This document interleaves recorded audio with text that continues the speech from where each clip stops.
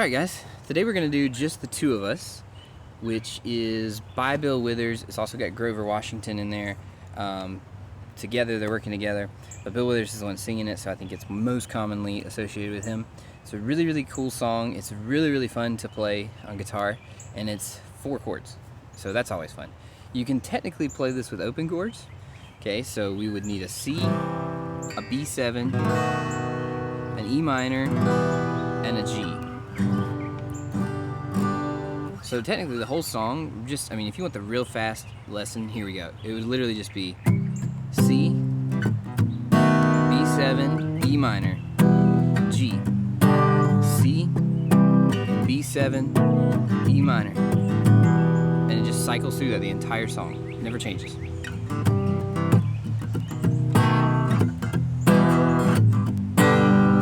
And when you're strumming with your right hand, you want to throw in some kind of palm mutes there. So listen to this.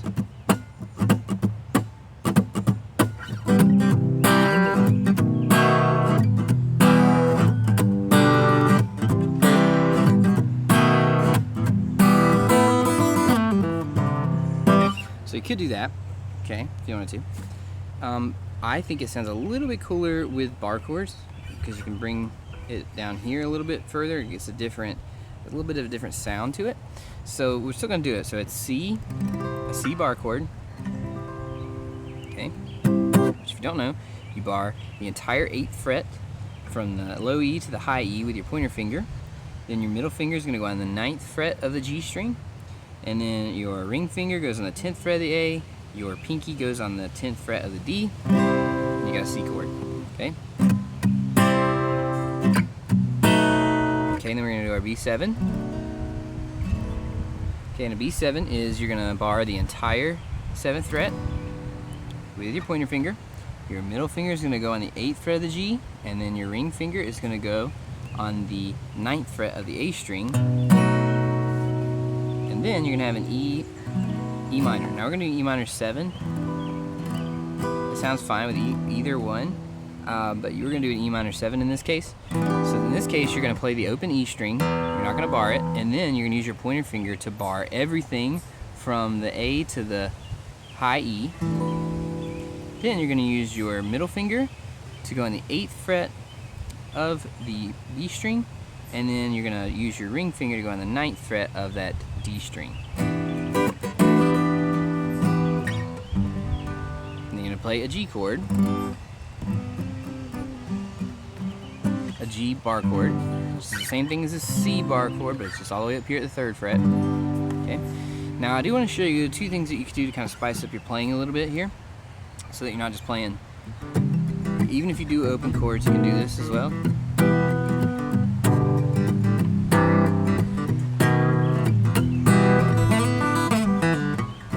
So if you're playing open chords, you can kind of do this little lick here to spice it up a bit.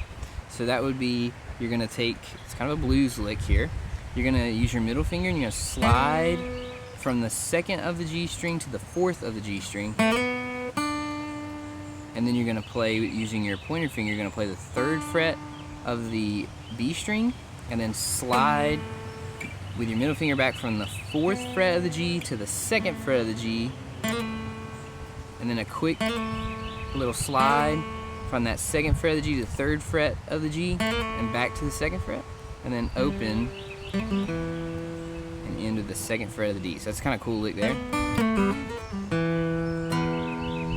It's very bluesy, but you can play it in this. Now if you're playing the bar chords, there's a couple of different things that you can do to kind of spice up your playing a little bit. So the first one here is when you are just kind of doing, like, you're not singing, because I think it's kind of a little much if you're trying to sing at the same time. Not difficulty necessarily, just it's a little too much going on at once. Okay, so, but that's just my opinion. You may like it. All right, so let's just do this. And let's say you get to the G chord, right? Now this is a real quick lick, but it sounds really, I think it sounds pretty cool. And what it is you slide down with using your pointer finger to the 5th fret of that low E. And then you play the 7th fret of the low E, and then quickly play the 5th fret of that A. And then you're ready to go into the C again. Alright, so that's one cool thing to do when you go to that G.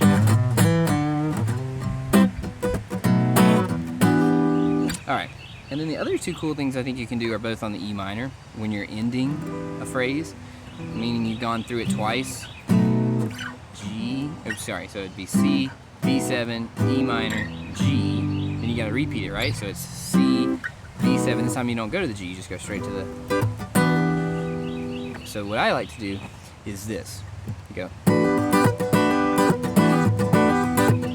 And what you're doing there is you're taking your E7, your E minor 7, and you're just kind of taking that middle and that ring finger off and you're hammering on over and over again. So it's gives it kind of a funky sound. So you do that while still barring everything on the 7th fret except for the low E string. Okay. Then the last cool thing you can do is a little. Okay, so that's. You might hear that in like Little Wing by Jimi Hendrix. So it's this, basically what you're doing is you play the E7, the E minor 7, sorry I keep saying that. Then you just go down here, it's like a, not even a double stop, I guess it'd be like a triple stop. Because you're gonna do the 12th fret of the G, B, and E strings and go. Just strum it real quick.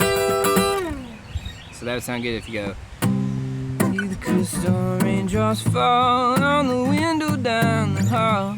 It becomes the morning dew. Something like that. Alright, so I hope you find this helpful. Pretty straightforward song, but there's a lot of cool spaces to play, some cool licks, and anything in the E minor pentatonic, right? You can play that as well. Alright.